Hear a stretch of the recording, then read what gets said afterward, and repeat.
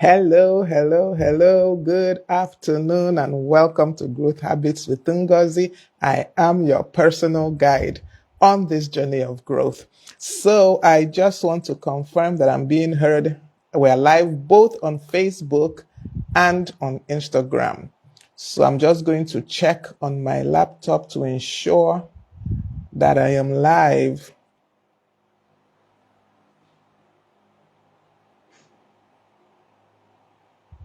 Okay, something is happening with Instagram, is not going live on Instagram. I don't know what happened.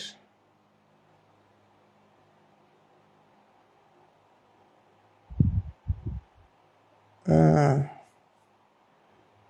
really don't know what's happening on Instagram today. It's not going live, but we are live right here on Facebook. So let's continue on Facebook. If Instagram is not going to work, we will leave it. Okay, for some reason, Instagram is not working. So we are going to continue on Facebook for today. So how is everyone doing? How are you doing? How are you doing? Let me confirm that we are audible on Facebook. Since Instagram has decided to misbehave today, we will not be stopped. We will not be stopped. So how is everyone doing? How are you? What's happening with you? I want to believe that the Instagram is network because it's been interesting this past few days. The network, since I came back, the network has been interesting. Very, very interesting. 1 minute I have network, the next minute is gone, as in gone. So let me just be sure that at least on Facebook we're good. Okay, so we are good on Facebook. We are live on Facebook, and we will have to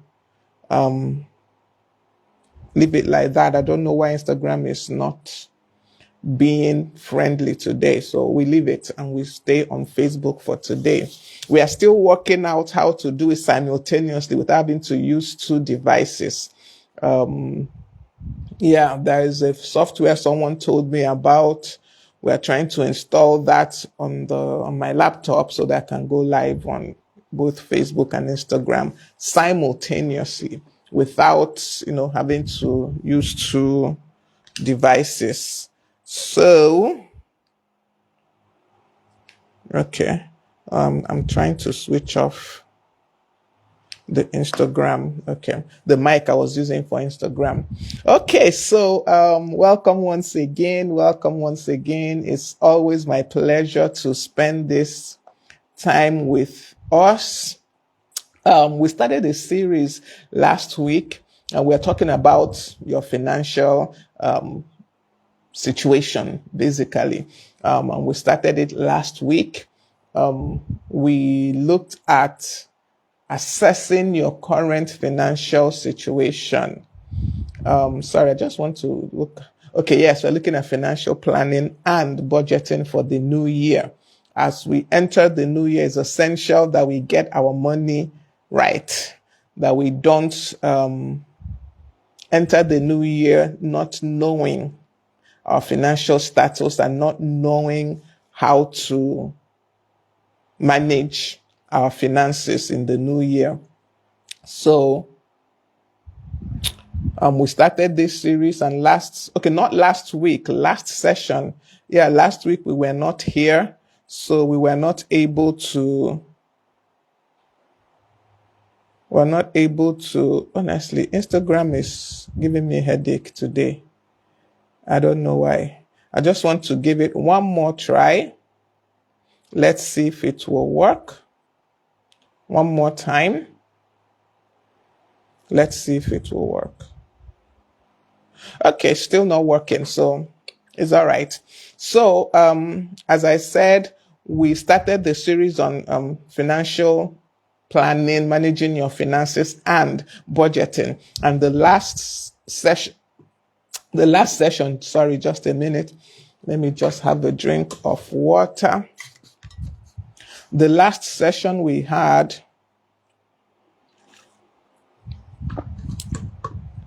okay, as they say, water is life. Yes. So, all right. So the last session we talked about where are you as per your finances, where you are currently, your current financial position. Because we can't be talking about financial management, we can't be talking about budgeting if you don't know where you are currently. Where will you go if you don't know where you are? You can't say I'm going to Aba and be asking directions how to get to Aba, for example, and you don't know that you're in Port Harcourt. So it's very essential to know where you are before you set off on the journey of financial success, financial management, budgeting, or what have you. So our first session, we talked about assessing your current financial situation, where you are currently, where you are now. That was what we talked about. And in doing that, we looked at one, knowing exactly where your money is going. We looked at finding any gaps, any leaks in your spending. And we also looked at understanding whether you're building wealth or you're accumulating debt. That was the general things that we looked at. We got some basic definitions that helped set the stage for us. And we looked at net worth, and we said that your net worth is the value of everything you own minus everything you owe. Everything you own minus everything you owe. Ethelbert Onyanuna, I think that is how to pronounce the name. Please forgive me if I mispronounced your name. Thank you for joining me this afternoon. I can see you. So we talked about your net worth, and we tried to calculate our net worth that last session. And we said once again that your net worth is everything you own minus everything you owe. That gives you your net worth. That is the layman's definition of net worth. Of course, if you really want to look at it from a financial or an accounting standpoint, is much more than that. But basically, even that big, the big accounting way of looking at it is still basically everything you own less everything you owe. That is your net worth. That is what you are truly worth. And for you to do adequate planning financially, you need to know where you are. You need to know what you are worth presently, so that by the end of the year, the end of the quarter, the end of the month, whatever time you choose to do your assessment, you can see the progress you have made. If any, you can see if you have increased your net worth, or did you reduce your net worth? Did you increase your assets, or did you reduce or increase your liabilities? We also defined assets, like I said, simple layman's terms, as cash, savings, investments. Basically, anything that puts money in your pocket is an asset.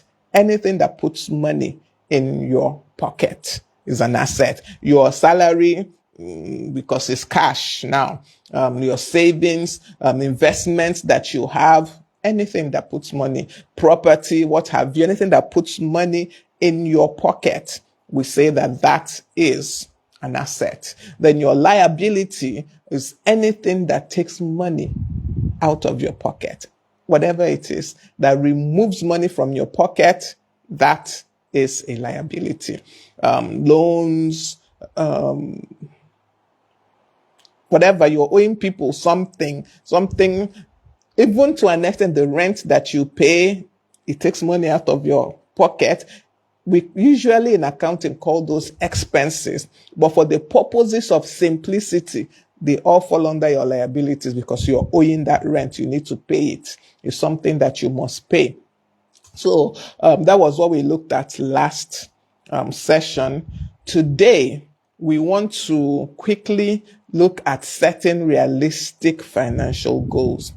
Now, generally, We set financial goals. Some of us, some people don't bother. We set other goals, but we don't remember to set financial goals. That is one thing that I have seen. We remember to set goals for healthy living. Remember to set goals for so many different things, but we don't remember to set goals for our finances, how our money goes in and comes out. We don't set goals for that. And even when we do, we concentrate on just the expense side, the money that's going out.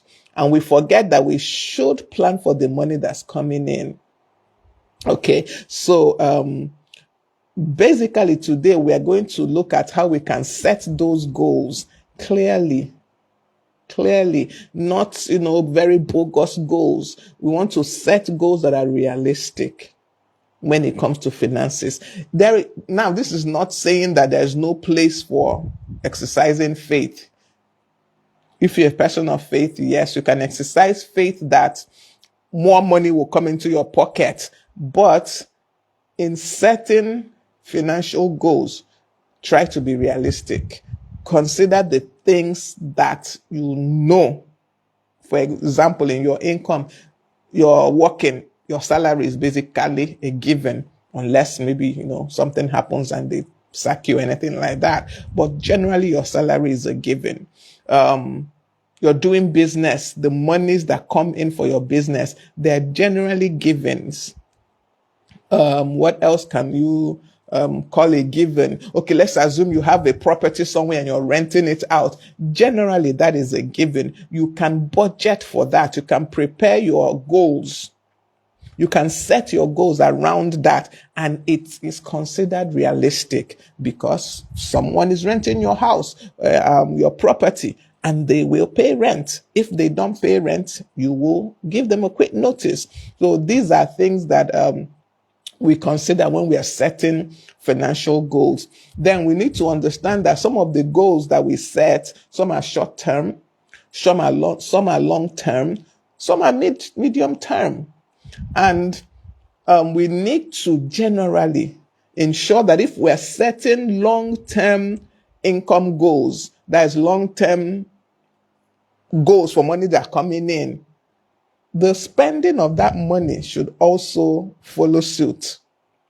Because you really can't plan for short-term income with an expense or a liability or something that takes out money from you that is a long-term thing. Simply because in time, because the asset, what is bringing in the money is short-term, it has an end. Short-term is like months, let's say 1 year, so we can even consider that. Medium term is getting into the 5 years, and then long term is getting to 10 years and more. So if the thing or the asset that's bringing in money for you at this point of trying to make a budget of certain targets, and that is a short-term activity, something that will only bring money for the next 3 months, you can't base how you spend that money for something that will last for 1 year. After 3 months, the money is no longer coming in. What happens? How do you sustain the expenditure you have planned for? These are the things we need to look at in setting realistic goals. These are the things we need to look for. Then the last thing we will look at is being able to have an emergency fund. I cannot overemphasize the importance of an emergency fund.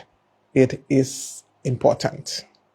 This is not you hoping for an emergency. No. This is not you calling forth an emergency. No. This is you ensuring that if for any reason that emergency arises, you have something.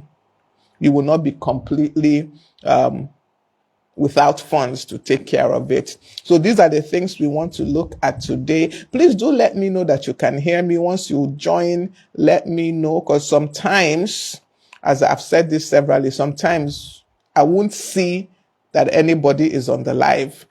By the time I finish the live, I will see 100 and something views. So at times I used to wonder, where are these people? Where are they? But then, please, if you are here right now, let me know. If you are watching the replay, also let me know. Just tell me your name, where you're joining me from, and, such things so that I can recognize you if nothing else. Okay, so as I said, we are going to look at setting realistic financial goals. And just like, we've all heard it before that we should set SMART goals. I don't know who has not heard this before. Honestly, I think even the persons that are not really into setting goals have heard about SMART goals, honestly. Everybody have heard it, I'm sure. But we're going to talk about it once again. Setting SMART goals. SMART goals are goals that are specific, goals that are measurable, goals that are achievable, goals that are relevant, and goals that are time-based. SMART, S-M-A-R-T. Once you are able to set goals, especially financial goals that align with these, generally, one, you can track them. And somehow, I don't even, they kind of are easier to achieve because, they are specific, they have targets, they are something you can measure. So it's essential to set SMART goals for your finances. For your finances. We start with your income, with the assets you have, the monies that are coming in, the things that bring money into your account. Welcome, Edobo Tekere. I'm glad you're joining me. Miebaka, Victor Taria, thank you for joining me this afternoon. How are you doing? Happy New Year. If we have not seen this year, we have not discussed this year. So specific. We're looking at setting realistic financial goals. What does it mean to set a specific, good afternoon, Miebaka. What does it mean to set specific financial goals? It means that you're stating exactly what you want to achieve. For example, you want to increase your income. You want to increase the sources of monies coming into your account. What exactly are you trying to achieve? Don't just say, I want to increase my income. That is not that goal. Most times you don't achieve it. Most times, because it's not specific. Even when you achieve it, you don't know because it is not specific. So you can say, I want to increase my income, the sources of my income from 1 to 3. That is 1. That is a specific goal. Or you can say, I want to increase my income from whatever value is now, increase it by 10%. So these are specific targets that we can set for our finances. Specific. Yes, you might not hit it. You might exceed it also. But when you put a number to it, when you're specific about what you're trying to do, generally for most people, that is motivation to achieve that thing. Even for people, for example, people who are trying to lose weight, when you just say, I want to lose weight, there is no motivation in I want to lose weight. But when you say, I want to lose 5 kg, you say, okay, you work towards it, you've lost 1. You know that your target is 5. When you lose 1, you will not relax. The same thing goes for your finances. When you set your financial targets for income, now we are looking at income first. When you set your financial targets for your income and you say, I want to increase my sources of income to 3. Right now, I only have 1 source of income. I want to increase it to 3 sources of income. When you are able to add 1 source, you won't stop because you know that you have a target of 3. But when you just say, I want to increase my income, once you add 1, you relax. This is human nature. This is human nature. As you add that 1, you will relax because you have added a source of income. So state exactly what you want to achieve.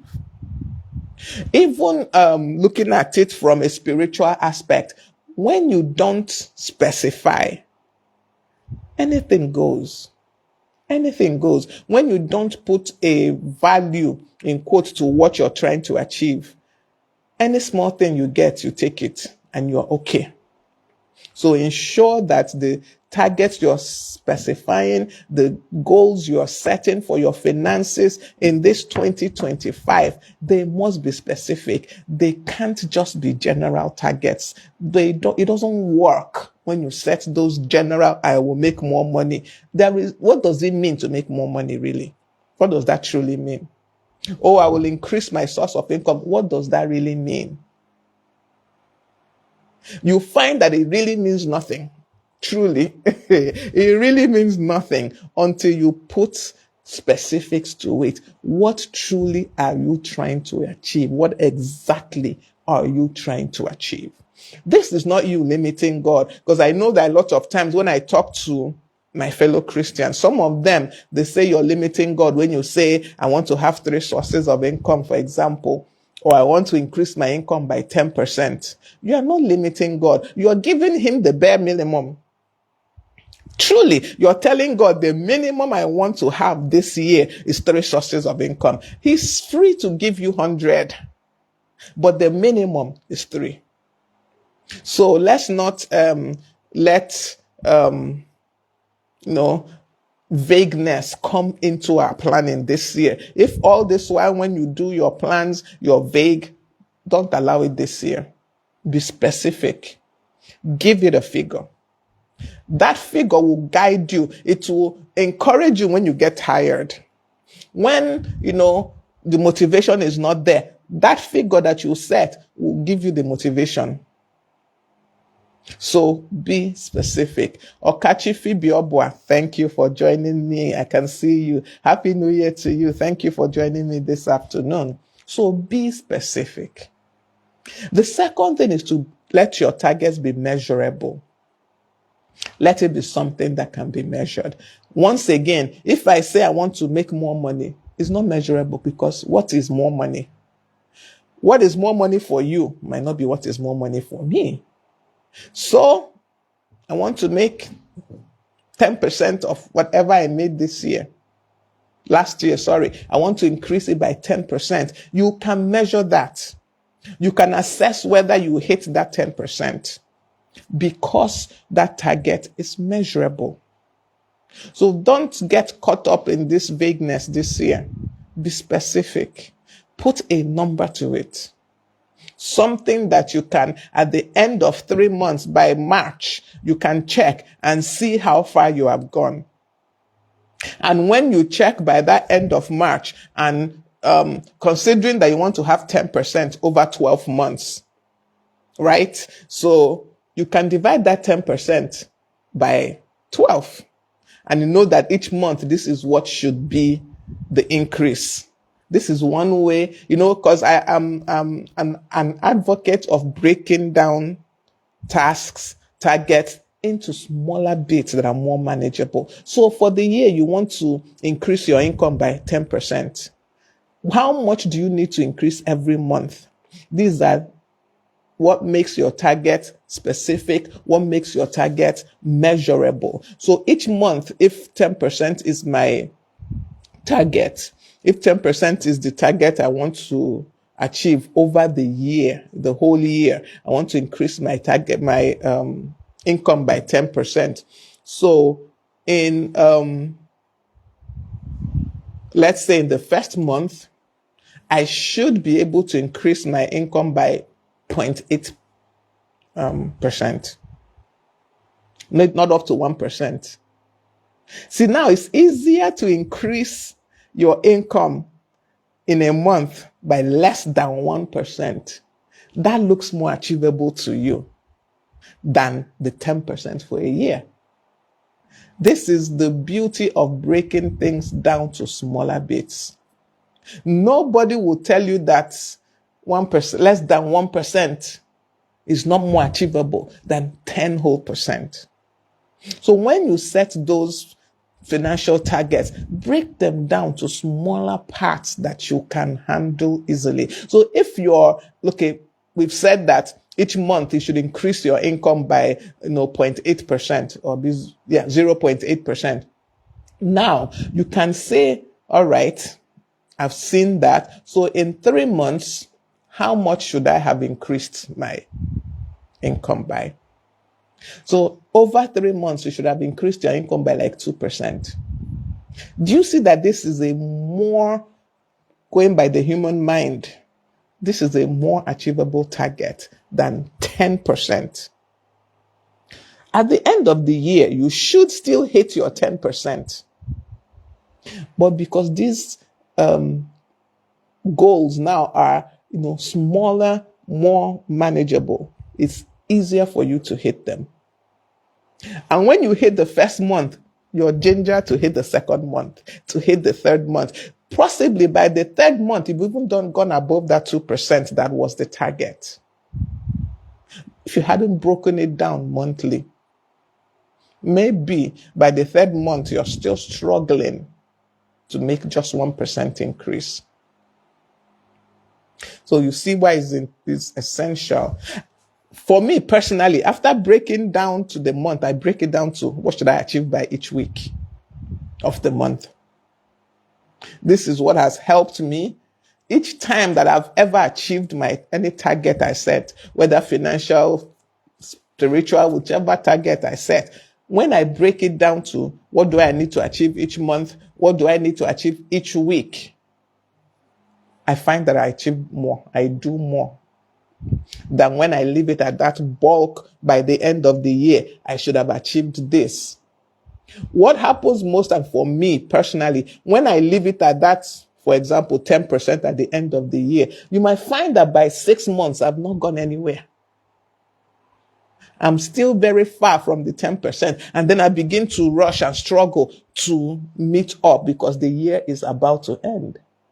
But when you break it down to monthly, this is what I need to achieve at the end of the month, this is what I need to achieve at the end of each week, it becomes easier and more manageable for you.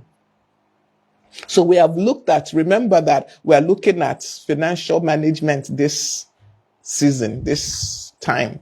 How do I manage my finances? How do I plan my finances? How do I budget my money? These are the things we're looking at. That lad, Steve, welcome. I'm glad you're here. Josephine Obina, welcome. Thank you for joining me this afternoon. Oh, thank you. She said I look beautiful. Thank you so much. I appreciate you. So, our financial goals need to be specific. They need to be measurable. Then they need to be achievable. Once again, you are not limiting God. You're giving God a minimum. When you set this target, you are not limiting him. You're just telling him, this is the minimum I want to achieve. Because this has been the struggle I've had with a couple of people that I've mentored through financial things. They always feel like when you have a budget or when you do your financial goals for the year, you're limiting God. Oh no, you are not limiting God anything. You're telling God this is the minimum acceptable from you, basically. Now, as you're working towards it, it looks like the maximum from your end because this is the target you set. But truly, if we understand how we work with God, you're telling him, this is the minimum acceptable. This is the minimum. That I want to increase my income by 10% is the minimum. That I want to reduce my expenses by the same 10% or 20% or whatever. This is the minimum. I can go below this. I can do more than this. But this is the minimum for 2025. This is the minimum acceptable. So ensure that those goals that you're setting are things you can achieve. Make sure that they are realistic, given the source of your current source of income and your ability to add to your source of income. This is another thing that I think we need to talk about, your ability to add to your source of income. Don't say I will have, for example, 3 sources of income and currently you don't even have the skill set to add one.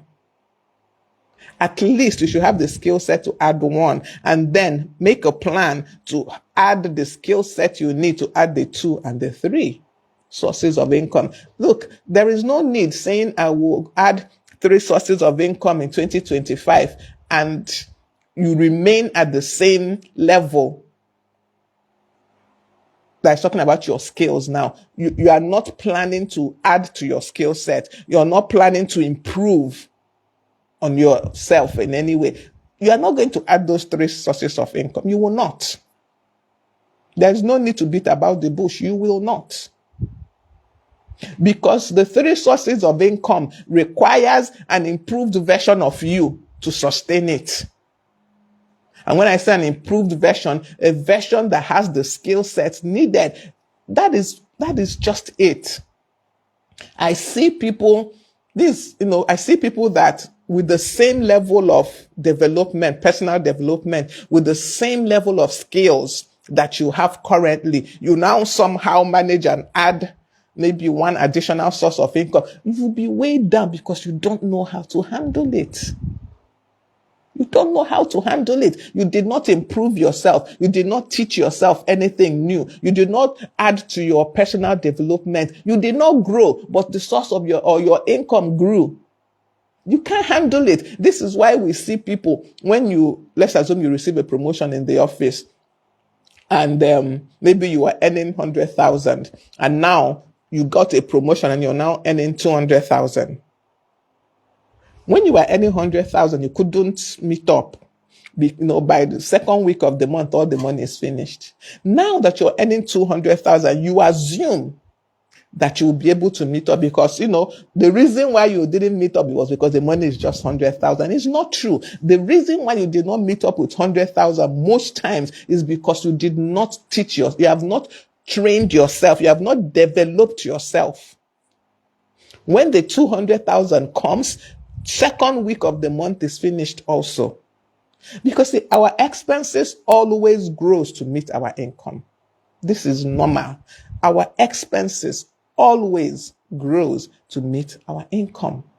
So if you have not taught yourself how to manage money, you have not taught yourself how to save, you have not taught yourself, you've not improved yourself on how to handle money, you have not changed your mindset towards money, when you increase your income, your expenses will meet it and maybe even overtake it. So it's essential that as you're growing your income, you grow yourself, update your mindset, update your relationship with money. Money is a medium of exchange, but it bears my telling us here that even as money is a medium of exchange, money is a hard task master. If money determines your emotions, determines everything about you, money will, what's the word I'm looking for? Will put you through the mill. Money. So you have to ensure that your relationship with money is as it should be. Money is your servant, not your master. And until that has settled in your spirit, settled in your mind, settled in your mindset, any financial goal you set, honestly, along the line, it will just scatter. Let me use that expression. Because money is still in control. Your expenses will grow to meet your income. Know this as they say and know peace. Your expenses will grow to meet your income unless you have settled your relationship with money. You've understood how to master money. You've understood that money is your servant, not your master. You've understood that, yes, I have money. I need to manage the money I have. I need to probably save some part of this money. I need to invest some part of this money. I need to put this money to work. There's something that I heard years ago that honestly it scattered my brain. I will not lie. And it says that money does not go to those that need it. Money goes to those that will put it to use. Those that will, what was that word they used? I think they said those that will, is it double it now? No, it's not double it. But basically, money goes to those that will put money to work. Truth. If you don't know how to put money to work, money does not come to you. Real money, it doesn't. Real wealth, it doesn't come to those that will not put it to use. Let me just be very honest. It doesn't. You will be managing, the little you have. You will continue managing until you are able to put money to work, until you are able to use money to make money. So your income is 100,000. If you're not able at that point where your income is 100,000, you're not able to take, let's say 5,000. I don't even want to go too far. Let's say 5,000 out of that money. You're not able to take it and put it to work, either invest it or something that will yield, even if it's 1,000. By the time you have 1 million as your income, you will still not be able to grow it. Yes, that's the thing. That was how that quote was. Money does not come to those that need it. It comes to those that will grow it. So if you're not able to grow money, you will always be searching for money. You will always, constantly, given, be looking for money. So we need to learn to grow money. And it starts here. See, this growing of money starts here. It starts with you knowing that money is your servant, not your master. I told people some time back that if as you open your bank account and there's no money there and you become depressed, money is your master. Money is your master. Just know it. But if when you open your bank account and there's no money, you're not depressed, you're not rejoicing, you're not happy because, there's no money there, but you're able to know that, okay, right now there's no money, but money is coming. And when it comes, I will put it to use. Then you're beginning to master money. So check, even as we're talking about setting these realistic financial goals, check yourself. Does the money in your account determine your happiness? Does it determine whether you're good or not? If the answer is yes, my sister, you have not started in this 2025. My brother, you have not started. You can't make good progress financially until you settle your mindset about money. Money is not your master. It's your servant. So you need to learn to send it to work. Invest the money. Put the money to work. Let it be bringing something. Let it be bringing returns for you. No matter how small. Another thing is that because, when you hear this kind of thing, another mistake people make is that they begin to think until it's bringing me 50% returns. No. Even if the returns that money is bringing for you right now is 0.001, it's still bringing something. It is working. You're putting it to work. And as you do that and continue doing it, you master money. So we're talking about setting realistic financial goals. And we said they have to be specific. They have to be measurable. They have to be achievable. Now they need to be relevant. Those goals you are setting, they must be relevant. You can't be setting financial goals that don't align with your purpose, that don't align with what you want to achieve. You can't be setting such financial goals. Why?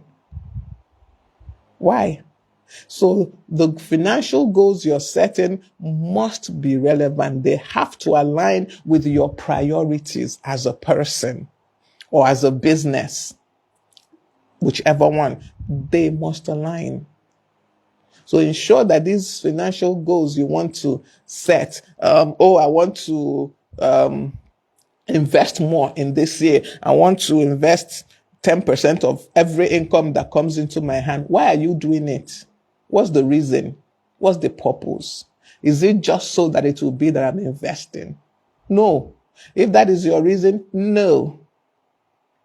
Let it be that you're investing because you need this money to grow. You need to send this money on assignment for it to bring back a return. You are growing your money. You are not just investing it for the sake of investment.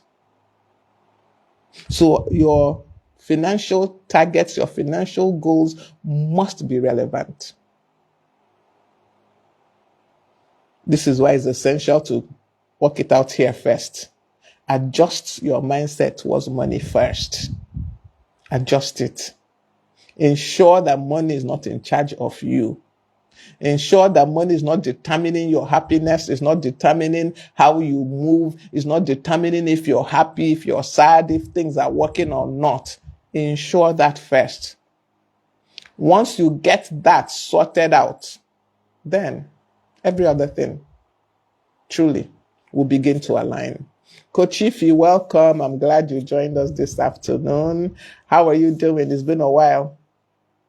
So, we've talked of specific, measurable, achievable, relevant, time bound.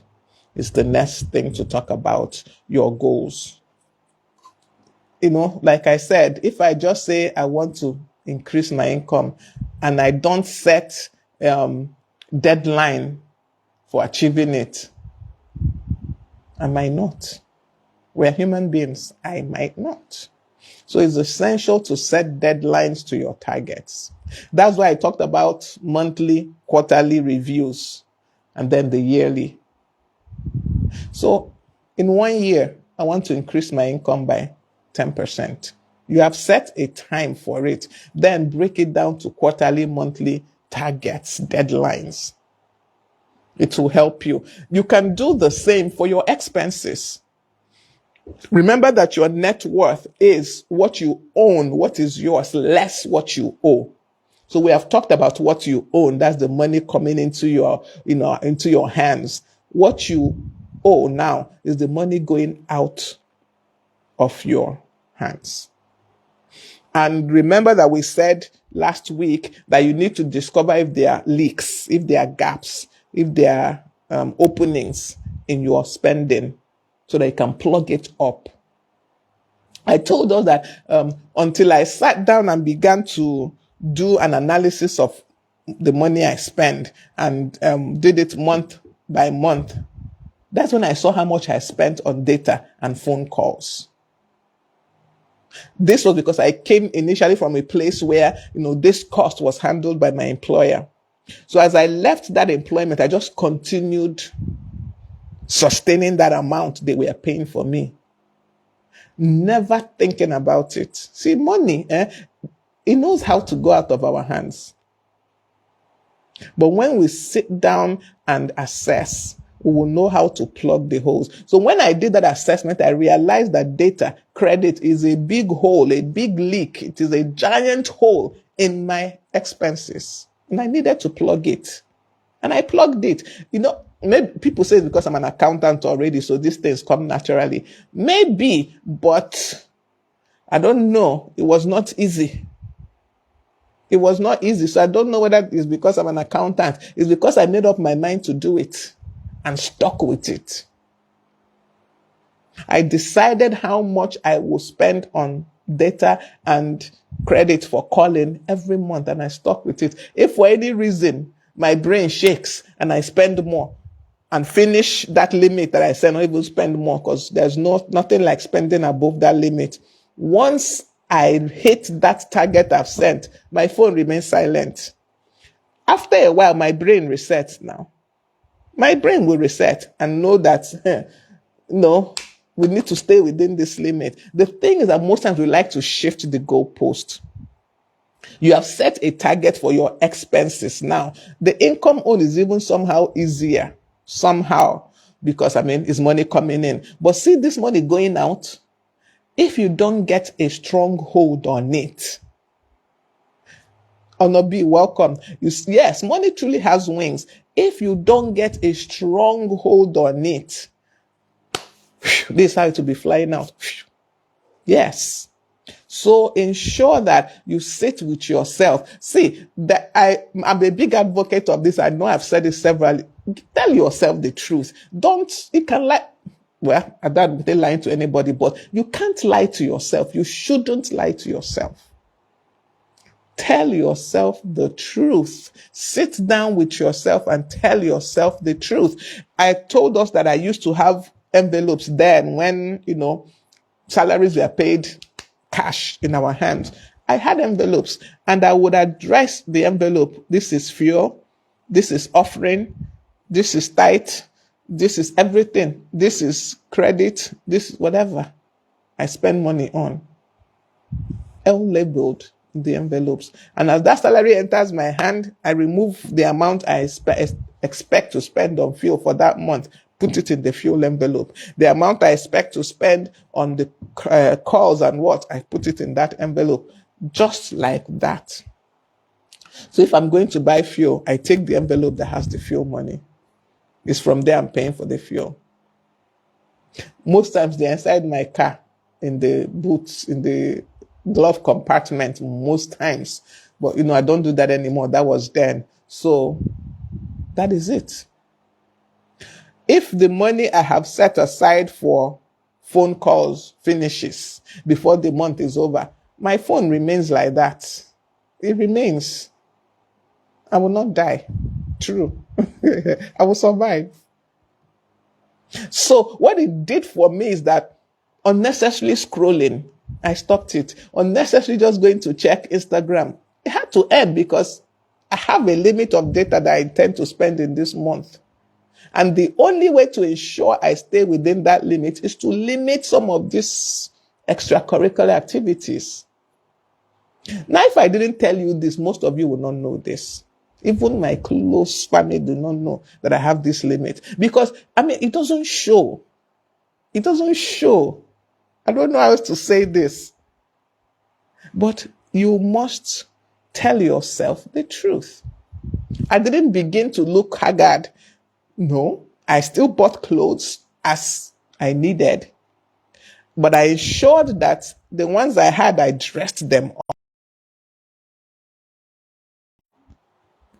Okay, my apologies. Something happened and I think we went off for a second there. So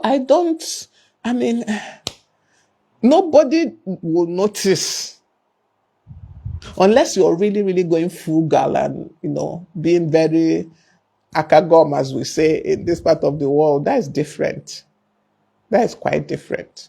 I hope you can hear me because I know we went off for a second. Let me just check. No, we went off. Okay, yes. So, these are the things. Don't let anybody confuse you and tell you that when you begin to budget, you now become stingy. It's not true. Stinginess comes from inside. It's not from budgeting. If you're stingy, you're stingy. It's not because you're now budgeting, you become stingy. This did not stop me from if I need to help someone. But what it did for me is that if maybe you come asking me for 50,000 and it's 10,000 I can afford, that is what I'm going to give you. If you like, cry blood. It's 10,000 I can afford to give you. I can't give you what I don't even have. Because my money has been budgeted. It's not available. It's not available. Okay. I know some people don't understand that. They misunderstand it, but, such is life. So you have to ensure that your targets are specific, measurable, achievable, relevant, time-bound. Now, the next thing, time has gone, really. The next thing I really want to look at is having an emergency fund. See, none of us should be without an emergency fund in this 2025. Even if your income is not regular, even if you don't have a regular source of income, like a business person, you can't say that every month you will make such an amount. So your income is not something you can say every month I get 20,000. But you can still have an emergency fund. That is a safety net for unexpected expenses, for unexpected costs, because most times they will arise. This is not me saying, going against faith or speaking negatively. No. Because this unexpected expense, this emergency fund, we're not trying to say that we'll have an earthquake or something. We're not trying to say that accidents will happen and you have to repair car or anything like that. No. But we also know that emergencies come up. Even if it's just an emergency of someone is sick and needs a little extra money from you. So we need to, according to, specialists, they say it should be between 3 to 6 months worth of your income, or 3 to 6 worth of your expenses should be your emergency fund. I don't, 3 to 6 months is good though. At each point in time, you should have that kind of money set aside somewhere, so that in case something happens and you don't make an income for the next 3 to 6 months, you're good. It's good if you can do 3 to 6 months. If you can do 1 year, perfect. If it's only 1 month, say that you're able to do, but have an emergency fund. Have an emergency fund. Have money somewhere that you do not have quick access to. For somebody like me, it was essential that it's money I don't have quick access to.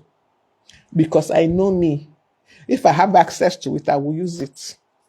I will use it for something else. People, when they hear this, they say, you're an accountant. I said, leave. Accountant has nothing to do with this. If I have the money where I have access to it, I will use it to meet some needs. And most times, these needs are not mine personally. So this, my emergency fund, is always where, before I will get it, I must get up from my house, drive to the bank, and get it. That alone is a deterrent. For me, I don't know about you.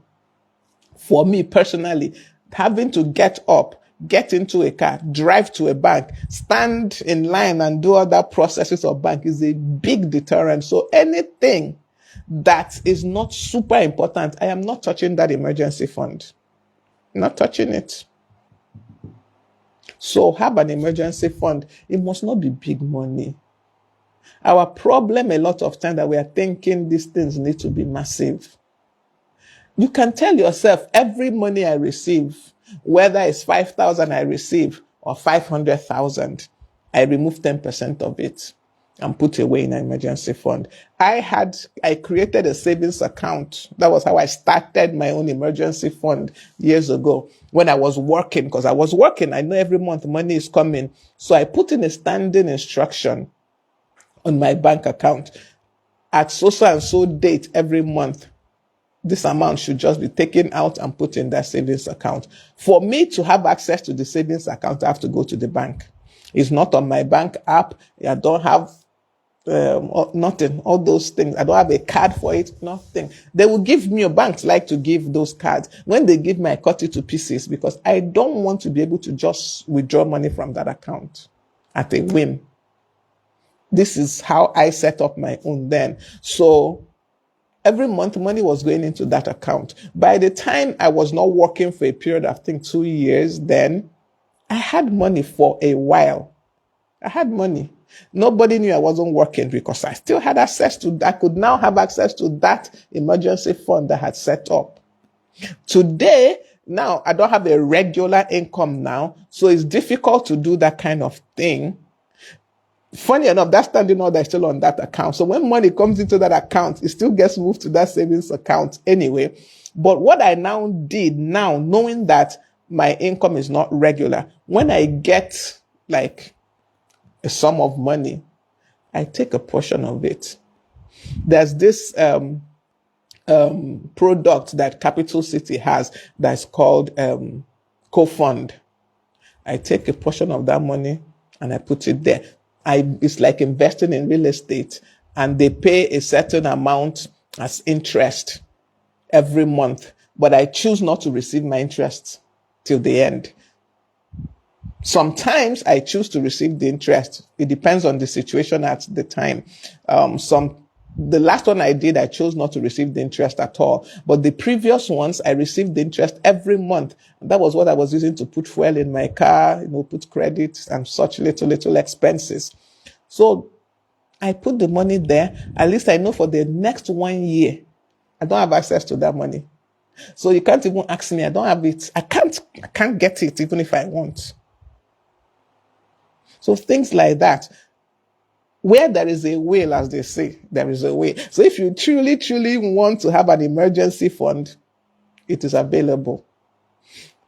Also, PiggyVest. Yes, PiggyVest also has something like that, where you set aside money for a specified period of time, 3 months, 6 months, 1 year, 18 months. And for that period, you will not have access to the money. If you must have access to the money, this is the piggy vest own, and you want to break that savings, you will pay a penalty for breaking it. So the things are available. It's just that most times we're not thinking along those lines. I also buy shares.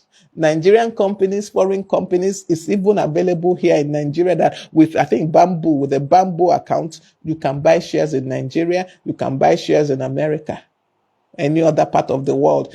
I think Invest also has that. You can buy shares. These ones are more long-term investments because, when you buy shares, you don't really have access to the shares immediately unless you choose to sell. Every year, some will give you dividend depending on how good the company is, but this is a way to invest your money. This is a way to invest your money. You can invest your money in real estate. You buy a plot of land. Hardly will you buy a plot of land today, and in 1 year's time, that plot of land is still the same amount. It's rare. So you're growing your money. You're not putting it just like in your bank account, where they might not even give you interest. You're putting it in something that is yielding money. You're putting your money to work. So ensure that you have that emergency fund. That money that you've set aside in case the unexpected happens.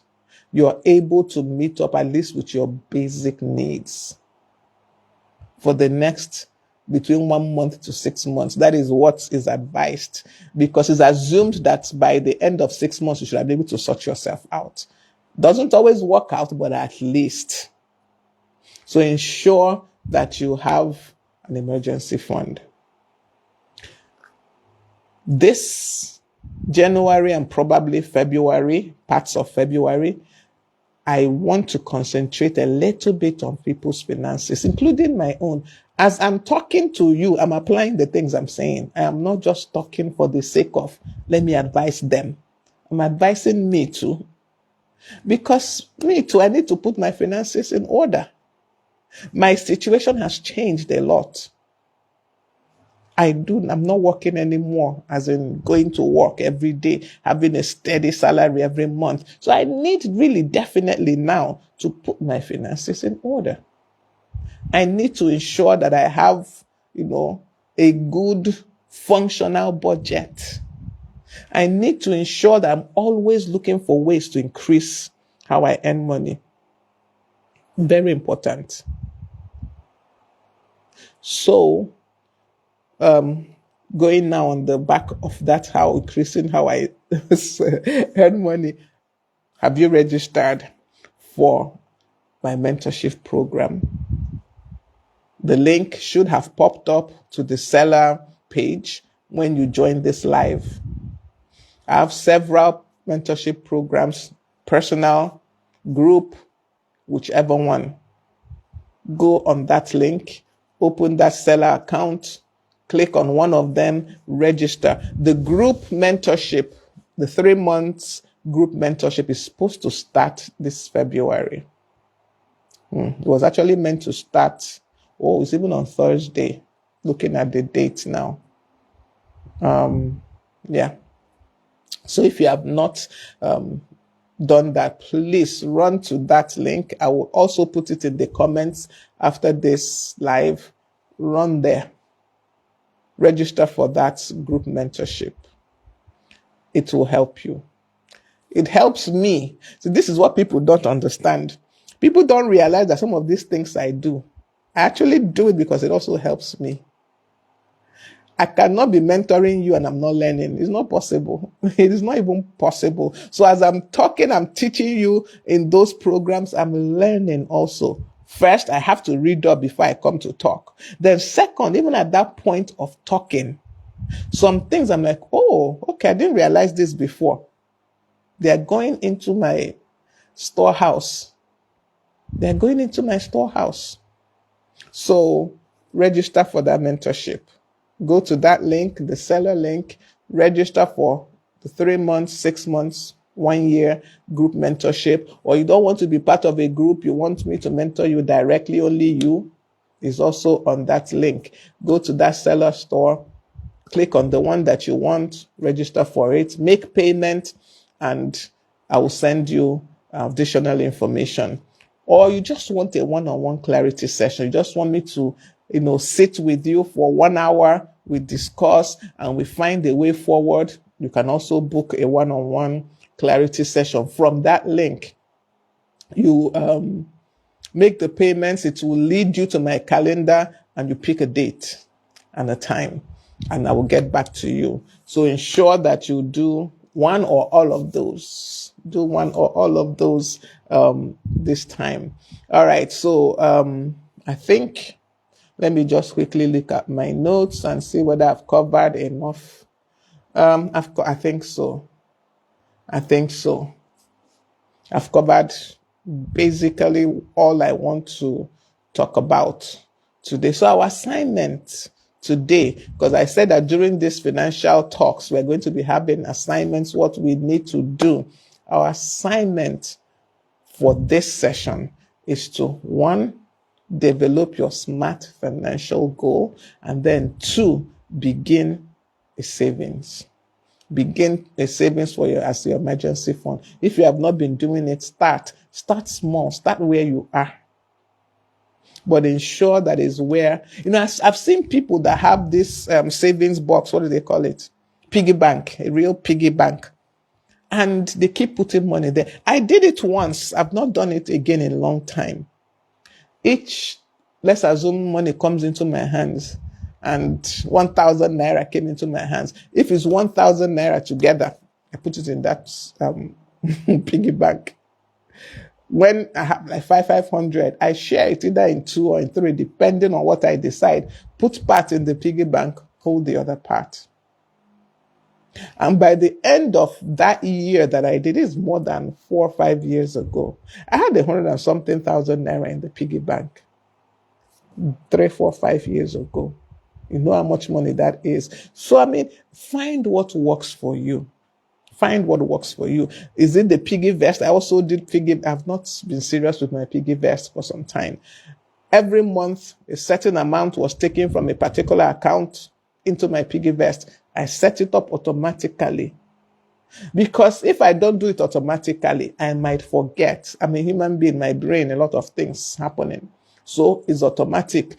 If for any reason there's no money in that account, it will, alert me that it tried to take the money and there was no money, and I will put money in that account, or I will transfer to that piggy vest for that month. But by the time it happens once, twice, my brain should tell me that I should be putting money in that account. And I never do any big, sum that would be hard for me to sustain. But the thing is that I'm doing here, 2 or 3 places. It adds up. Most of these are like 5,000 here, 6,000 here. I also do contributions. I do monthly contributions, both money and food. So that by December, when, it's time to start buying provisions to go to the village, I have some of it already. So you see, these things are available to us. They are out there. Just look for the one that works for you. 2025, we must get our finances in order. By the end of 2025, we should have our emergency fund up to 1 year, if not 6 months. We should be able to say that at the end of this year, money is my servant. I am not serving money anymore. Money is serving me. I'm able to put money to work. With that, I've come to the end of this session for today. I hope and I believe that we have received something that, something in what I have said has helped you out. Please let me know in the comments your key takeaways from today. What stuck with you? What are you going to do going away from here? Remember our assignment. You don't have to submit it to me, but if you want to submit it to me, no problem. I can be your accountability partner to ensure that you stick to your goals. Okay, don't forget to follow us on all our social media handles. Facebook right here, Ngozi Omocholoba, Growth Habits with Ngozi. Also, we have a group on Facebook. Instagram, the same, Growth Habits with Ngozi and Ngozi K.O., my personal Instagram page. TikTok, Growth Habits with Ngozi. YouTube, Growth Habits with Ngozi. Well, LinkedIn, my personal name, Ngozi Omocholoba. Okay, LinkedIn is my full, complete name, Ngozi Chukwuka Omocholoba. So follow us on all our social media handles everywhere. Follow us everywhere. Tell your friends. It's not enough for you to follow. Tell your friends. Send them the link. Let them follow us also. Because you can't be enjoying alone now. Enjoy with your friends. So tell your family, tell your friends, share the links, let people join and receive and share with what we are sharing together. I think that's it for today. And remember, always make each day count. Remember, it's essential that every day that you pass through, you make it count. Ensure that you are valuable every day. You're adding value to the people around you, to yourself, to your environment every day.